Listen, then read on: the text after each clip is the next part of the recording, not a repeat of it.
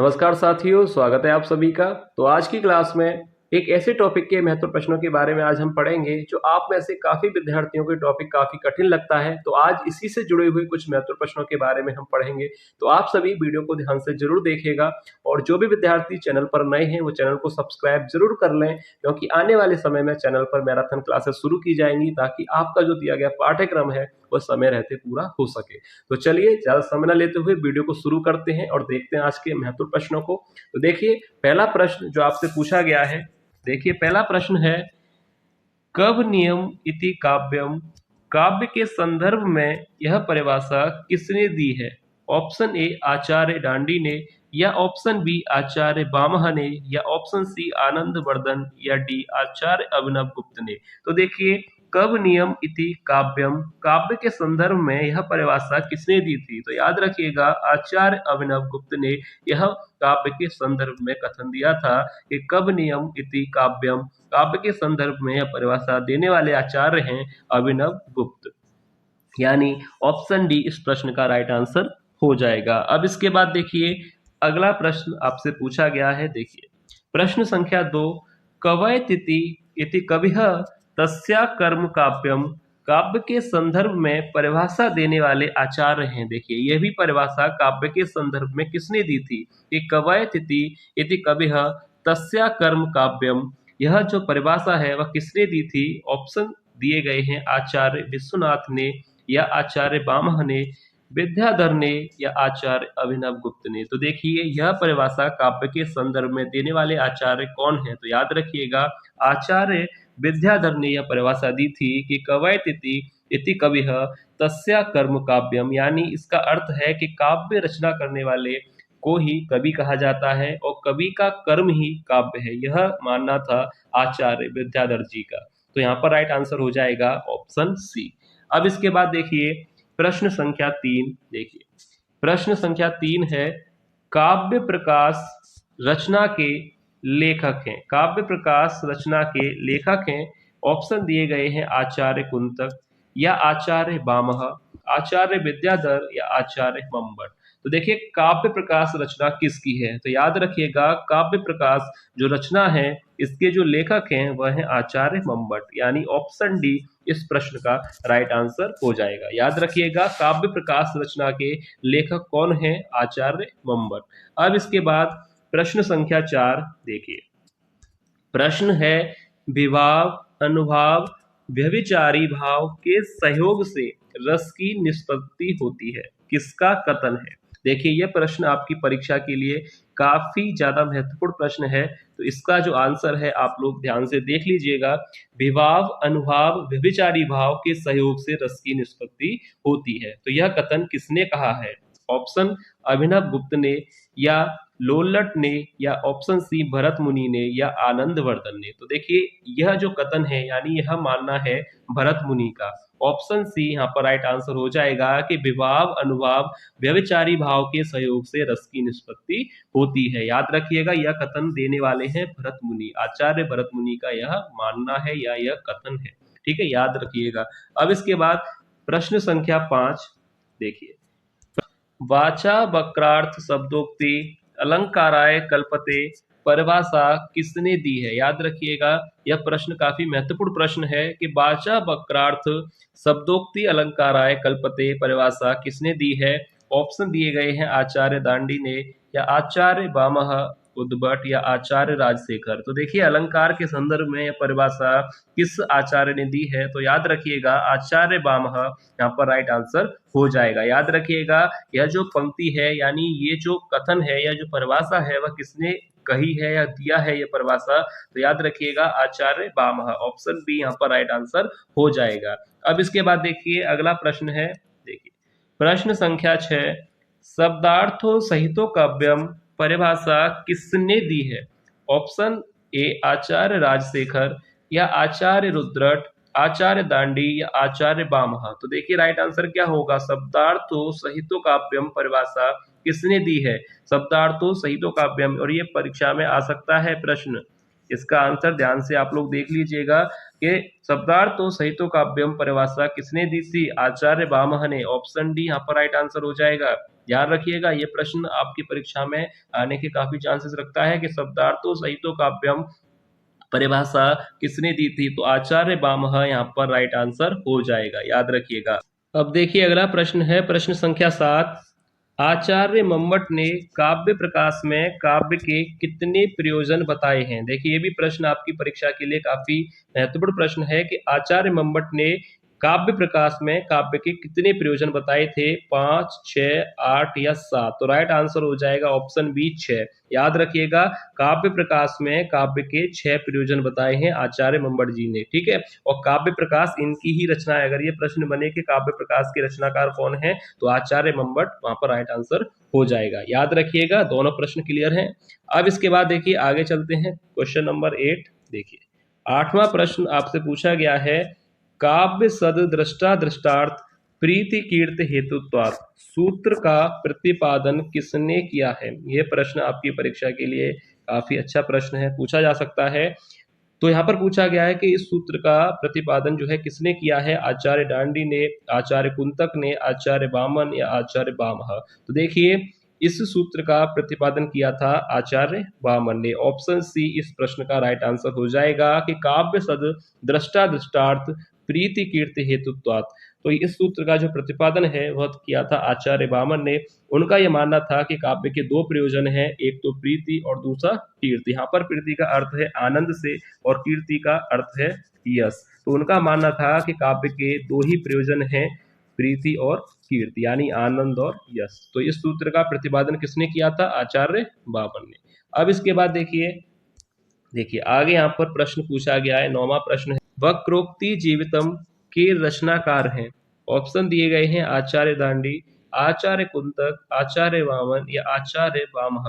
तो right answer यहाँ पर क्या हो जाएगा, इसके रचनाकार कौन है। तो देखिए याद रखिएगा इस 9वें प्रश्न का राइट आंसर हो जाएगा कि वक्रोक्ति जीवितम के रचनाकार हैं आचार्य कुंतक। ऑप्शन बी यहाँ पर इस प्रश्न का राइट आंसर होगा। याद रखिएगा आचार्य कुंतक इसके रचनाकार हैं, ठीक है।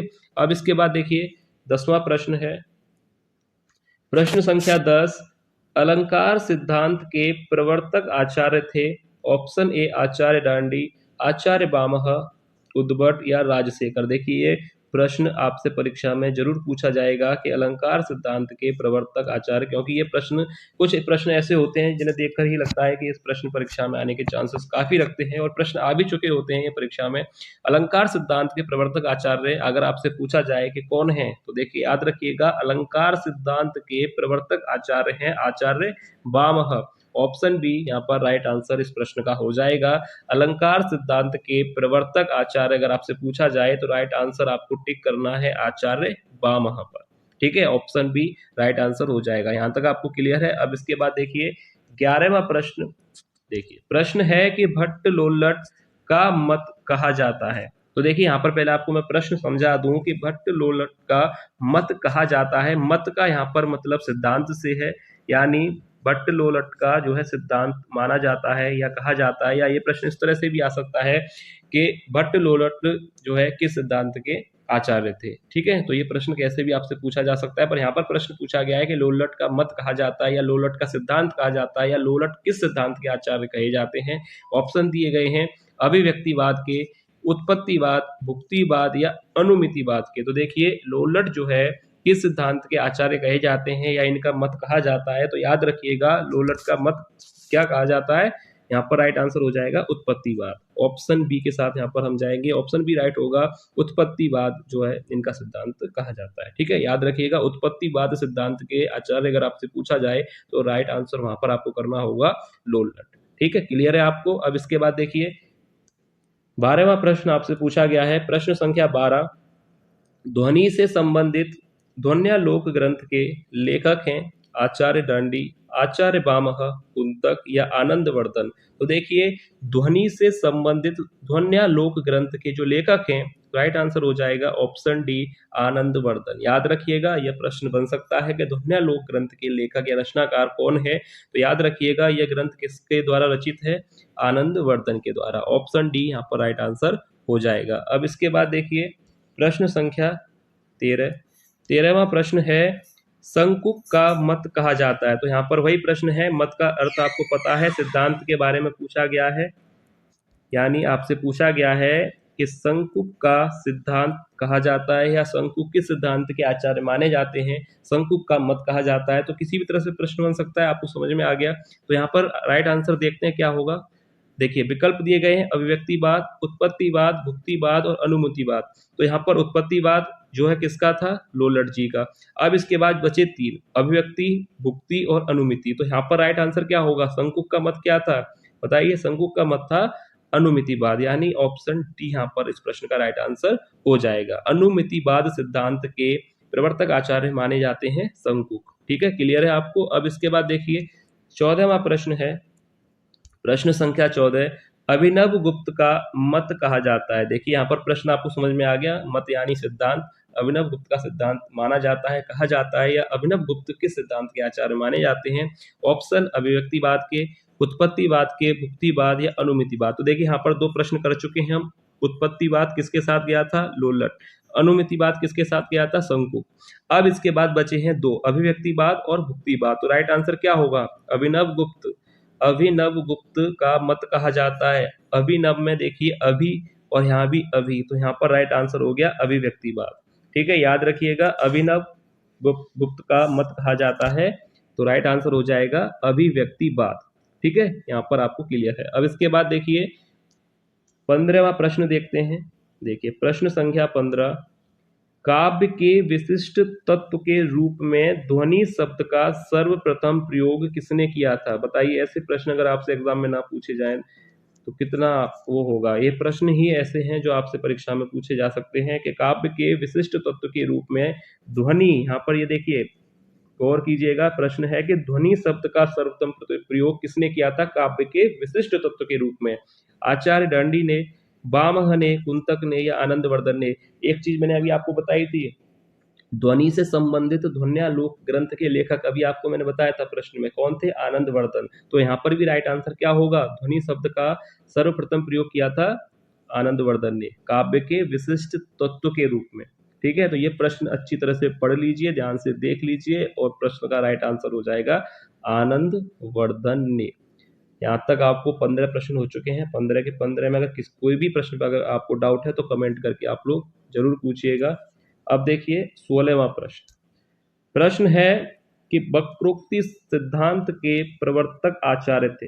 वक्रोक्ति सिद्धांत के प्रवर्तक आचार्य थे आचार्य दांडी, विश्वनाथ, उद्भट या कुंतक। तो राइट आंसर क्या होगा, वक्रोक्ति सिद्धांत के प्रवर्तक आचार्य किसे माना जाता है बताइएगा, आचार्य दांडी को, विश्वनाथ को, उद्भट को या कुंतक को। तो राइट आंसर यहाँ पर क्या होना चाहिए, इस सिद्धांत के प्रवर्तक आचार्य कौन है, आचार्य कुंतक, ऑप्शन डी। याद रखिएगा, ये ऐसे ही प्रश्न आपसे पूछे जाएंगे कि अलंकार संप्रदाय का प्रवर्तक आचार्य किसे माना जाता है, वक्रोक्ति सिद्धांत का प्रवर्तक आचार्य किसे माना जाता है। तो आपको ये वीडियो अच्छी तरह से देखनी है, और आपको अगर फिर भी किसी भी प्रश्न पर कोई डाउट है तो आप लोग कमेंट करके जरूर पूछिएगा। तो देखिए 16वें प्रश्न का राइट आंसर हो जाएगा डी, कुंतक। अब इसके बाद देखिए 17वां प्रश्न आपसे पूछा गया है, नाट्य शास्त्र ग्रंथ के लेखक हैं अभिनव गुप्त हैं, लोलट हैं, भरत मुनि हैं या आनंदवर्धन हैं। तो नाट्य शास्त्र किसने लिखा है, ये तो आपको प्रश्न देखते ही आंसर आ गया होगा समझ में, भरत मुनि। ऑप्शन सी राइट हो जाएगा, नाट्य शास्त्र ग्रंथ के जो लेखक हैं वह हैं भरत मुनि। काफी सरल प्रश्न है, आप में से मुझे लगता है सभी विद्यार्थियों को इसका आंसर पता होगा कि नाट्य शास्त्र ग्रंथ के लेखक कौन है, भरत मुनि। अब इसके बाद देखिए 18वां प्रश्न आपसे पूछा गया है। देखिए प्रश्न संख्या 18, दांडी के काव्य शास्त्रीय ग्रंथ का नाम है। ऑप्शन ए भाषा आदर्श, काव्य दर्श, काव्य शास्त्र या प्रतिदर्श। तो राइट आंसर क्या होगा, दांडी के काव्य शास्त्रीय ग्रंथ का नाम है। यह प्रश्न एग्जाम में पूछा गया था कि दांडी के काव्य शास्त्रीय ग्रंथ का नाम क्या है, भाषा दर्श है, काव्य दर्श है, काव्य शास्त्र है या प्रतिदर्श है। तो राइट आंसर हो जाएगा बी, काव्य दर्श। ठीक है, याद रखिएगा, यह प्रश्न आया है एग्जाम में, राइट आंसर देख लीजिएगा, काव्य दर्श। ठीक है, दांडी के काव्य शास्त्रीय ग्रंथ का नाम क्या है, काव्य दर्श। अब इसके बाद देखिए प्रश्न संख्या 19, देखिए काव्य अलंकार के रचनाकार हैं आचार्य दांडी, आचार्य कुंतक, आचार्य वामन, आचार्य वामह।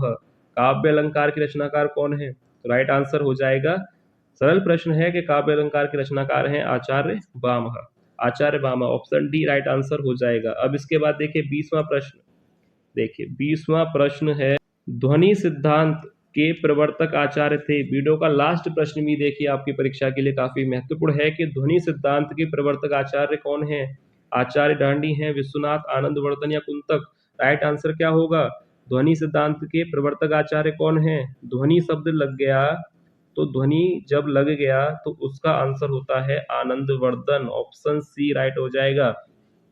एक बात मैं आपको फिर बता दूं, याद रखिएगा, अलंकार संप्रदाय के प्रवर्तक हैं आचार्य बामह, ध्वनि सिद्धांत के प्रवर्तक हैं आनंदवर्धन, और एक और था वक्रोक्ति सिद्धांत के जो प्रवर्तक हैं वह कौन थे? आचार्य कुंतक। ये तीनों याद रखिएगा, एक प्रश्न तो आपको देखने को मिल सकता है, ठीक है, याद रखिएगा। और ध्वन्यालोक ग्रंथ इन्हीं का है, आनंदवर्धन जी का, याद रखिएगा। और ध्वनि का जो विशिष्ट तत्व के रूप में जो सर्वप्रथम प्रयोग किया था वो भी आनंदवर्धन जी ने ही किया था। तो यहाँ पर आपको 20 प्रश्न कराए गए हैं। उम्मीद है आपको 20 के 20 प्रश्न अच्छे लगे होंगे, ठीक है। तो मैं आपसे एक बात पूछना चाहता हूं कि अभी ये संपूर्ण काव्य शास्त्र का नाम हम इसे नहीं दे सकते, अभी सिर्फ 20 प्रश्न कराए हैं। अगर आप लोग चाहते हैं कि इसी सरल तरीके के माध्यम से संपूर्ण काव्य शास्त्र कराया जाए तो आप लोग कमेंट करके जरूर बताइएगा, क्या आप लोग इसी माध्यम से संपूर्ण काव्य शास्त्र को करना चाहते हैं या नहीं, ठीक है। तो चलिए मिलते हैं नेक्स्ट वीडियो में और महत्वपूर्ण MCQ के साथ, तब तक के लिए धन्यवाद।